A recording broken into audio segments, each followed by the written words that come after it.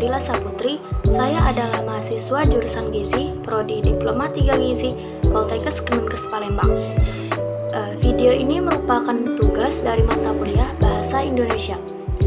Di video ini saya akan menjelaskan mengenai hakikat, kedudukan, sejarah, dan fungsi bahasa. Oke, langsung saja kita mulai. Hakikat atau definisi bahasa. Bahasa adalah sistem lambang bunyi yang arbiter yang digunakan oleh para anggota kelompok sosial untuk bekerja sama, berkomunikasi, dan mengidentifikasikan diri.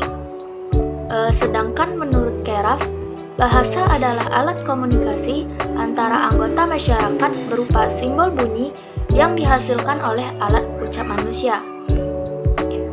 Sejarah bahasa Indonesia. Sumber atau akar bahasa Indonesia adalah bahasa Melayu. Alasan bahasa Melayu menjadi dasar bahasa Indonesia yang pertama yaitu lingua franca atau bahasa perantara, demokratis, dan bahasa kesusastraan. Fungsi utama bahasa Melayu yaitu sebagai bahasa kebudayaan, sebagai bahasa perhubungan, sebagai bahasa perdagangan, dan sebagai bahasa resmi kerajaan. Peristiwa yang berkaitan dengan perkembangan bahasa Indonesia, yaitu pada tahun 1901 disusun ejaan yang pertama yaitu ejaan Van Ophuijsen. Tahun 1908 berdiri Balai Pustaka. Pada tahun 1928 yaitu penentuan bahasa nasional dalam peristiwa Sumpah Pemuda. Tanggal 25 sampai 28 Juni tahun 1938 diadakan Kongres Bahasa Indonesia pertama di Solo. Tanggal 18 Agustus tahun 1945 diakui dalam Undang-Undang Dasar tahun 1945 dalam pasal 36 bahwa bahasa Indonesia adalah bahasa negara. Tanggal 19 Maret tahun 1947 ejaan dibuat menggantikan ejaan yang pertama yaitu ejaan Suwandi atau Republik. Tanggal 16 Agustus tahun 1972 ejaan yang disempurnakan atau EYD diresmikan.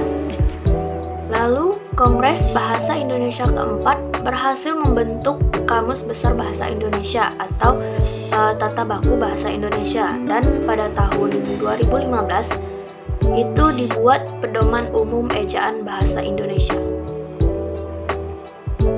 Lalu, asal nama Indonesia. Nama bahasa Indonesia disarankan oleh Muhammad Tabrani pada tanggal 2 Mei tahun 1926. Asal nama bahasa Indonesia itu dimula pada tahun 1850, yaitu kata Indonesian oleh George Windsor Eyre. Selanjutnya pada tahun 1850, kata Indonesian oleh J.R. Logan. Pada tahun 1875, kata Indonesisch oleh A. Bastian. Dan terakhir, kata tahun 1925 yaitu Perhimpunan Indonesia Negara Belanda. Dan sekarang nama yang digunakan yaitu bahasa Indonesia yang disarankan oleh Muhammad Tabrani. Lalu sifat-sifat bahasa. Sifat-sifat bahasa ada 12.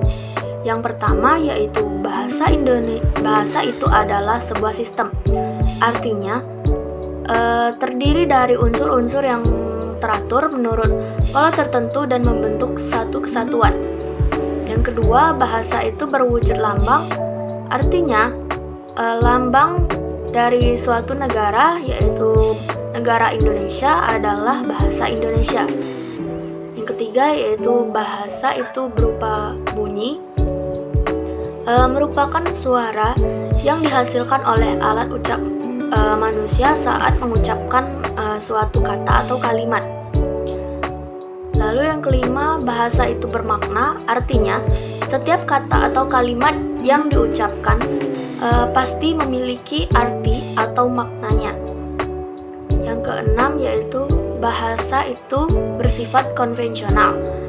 Lalu bahasa itu bersifat unik, artinya setiap bahasa memiliki ciri khas tersendiri yang tidak dapat dimiliki oleh bahasa lainnya.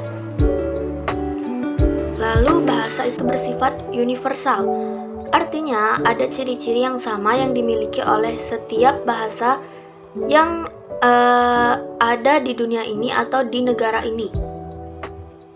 Bahasa itu bersifat produktif, artinya meskipun unsur-unsur bahasa itu terbatas, tetapi dengan unsur-unsur yang jumlahnya terbatas itu dapat dibuat satuan-satuan bahasa yang tidak terbatas meski secara relatif sesuai dengan sistem yang berlaku dengan bahasa itu. Lalu bahasa itu variasi. Biasanya terdiri dari berbagai orang dengan berbagai status sosial dan latar belakang budaya yang tidak sama. Karena perbedaan tersebut, maka bahasa yang digunakan menjadi bervariasi. Lalu bahasa itu sifat dinamis karena keterikatan bahasa itu dengan manusia, sedangkan dalam kehidupannya kegiatan manusia itu selalu berubah-ubah, maka bahasa menjadi ikut berubah dan tidak tetap, sehingga perubahan itu dapat berupa pemunculan kata atau istilah baru. Bahasa itu manusiawi karena bahasa itu milik manusia dan hanya digunakan oleh manusia. Fungsi bahasa: 1. Sebagai alat untuk mengungkapkan perasaan atau mengekspresikan diri. 2. Sebagai alat komunikasi. 3. Sebagai alat berintegrasi dan beradaptasi sosial. Dan terakhir, sebagai alat kontrol sosial. Ada juga beberapa fungsi dalam bahasa Indonesia. Yang pertama, fungsi bahasa Indonesia baku. Meliputi yaitu sebagai pemersatu, sebagai penanda kepribadian, sebagai penambah wibawa, dan sebagai kerangka acuan. Sedangkan yang kedua yaitu secara umum sebagai alat komunikasi lisan maupun tulisan. Menurut Santoso, fungsi bahasa ini meliputi fungsi informasi, alat ekspresi diri, fungsi adaptasi, dan kontrol sosial. Kedudukan dan fungsi bahasa Indonesia sebagai bahasa nasional, negara, dan daerah. Yang pertama, sebagai bahasa nasional, yaitu bahasa Indonesia. Fungsinya yaitu sebagai lambang kebanggaan kebangsaan, lambang identitas nasional, alat perhubungan, dan alat pemersatu bangsa. Sedangkan bahasa negara yaitu merupakan bahasa yang primer dan baku. Fungsinya yaitu bahasa Indonesia sebagai bahasa resmi kenegaraan, sebagai alat penghantar dalam dunia pendidikan, sebagai penghubung pada tingkat nasional untuk kepentingan perencanaan dan pelaksanaan pembangunan serta pemerintah, dan terakhir sebagai pengembang kebudayaan nasional, ilmu, dan teknologi. Terdapat undang-undang bahasa, yaitu sejak tanggal 9 Juli tahun 2009, keberadaan dan penggunaan bahasa Indonesia sudah diatur dalam Undang-Undang Nomor 24 Tahun 2009 tentang bendera, bahasa dan lambang negara, serta lagu kebangsaan. Baik, mungkin itu saja penyampaian dan penjelasan saya di video kali ini. Semoga bermanfaat untuk semuanya. Akhir kata saya mohon maaf, pada Allah saya mohon ampun, dan Saya akhiri, wabillahi taufik wal hidayah. Wassalamualaikum warahmatullahi wabarakatuh.